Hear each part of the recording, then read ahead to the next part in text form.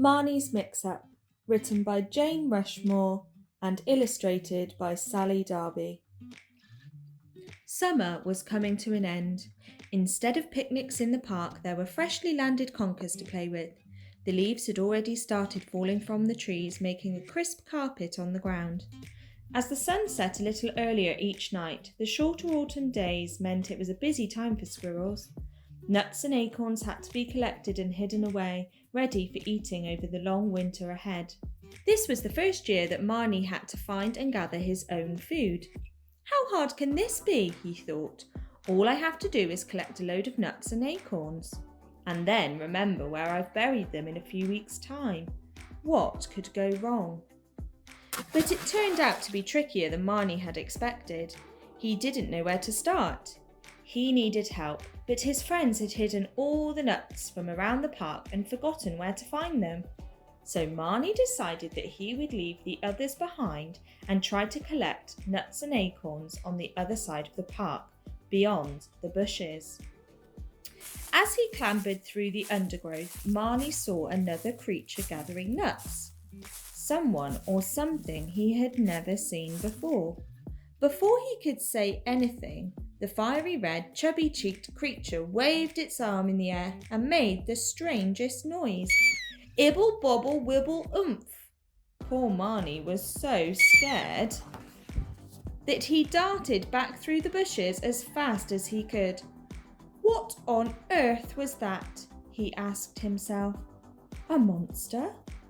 And what was it saying? Maybe his friends would know more, but none of them were any help. Hey, what does ibble, bobble, wibble, oomph mean? Plinky, plonky, numpty noo? No idea. Where did you hear that? Never mind, I'll have to ask someone else, Marney sighed. A frustrated Marney looked back towards where he'd seen the red creature. He took a deep breath and braced himself for another look before darting home at top speed, his heart thumping. Was it trying to speak squirrel? Marney wondered. Was it even a squirrel at all? He'd never seen one that colour before. What if it was a fox pretending to be a squirrel? Marney didn't want to end up in a squirrel sandwich. Perhaps the oldest grey squirrel would know. But he was no help either. Do you know what ibble, bobble, wibble, oomph means? Izzle, drizzle, ploppy, do? Who said that? Probably just a weasel trying to trick you. Marney was getting more and more stressed. That's no help, Marney frowned. He realised he was going to have to sort this out all by himself. It'll have all the nuts. I won't collect any at this rate. If he couldn't talk to this creature, he would need to scare it away. So he plucked up all of his courage and jumped out of the bushes, yelling as loudly as he could, trying to look his scariest. Hey, get your paws off those nuts! Taking the red creature by surprise, Marney then remembered the strange words he had heard it say before and thought he would try those too, just for good measure. Ibble, bobble, wibble.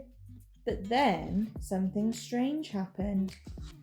What are you talking about? The creature chuckled. Marney was so shocked. I can understand you, he puzzled. Of course you can, the creature replied. I'm a squirrel just like you. But what about all those strange words? Asked Marney. I haven't been saying strange words at all. I was trying to show you where all the nuts and acorns were, but there were so many here that I had to carry some of them in my mouth. What a mix-up. Marney felt so embarrassed, realising his mistake. But he was also very glad to finally have some help gathering his food for winter. Even though they looked different, Marney began to notice the many ways that he was actually the same as his new friend. Suddenly, they heard a sound that they both recognised right away. Dogs!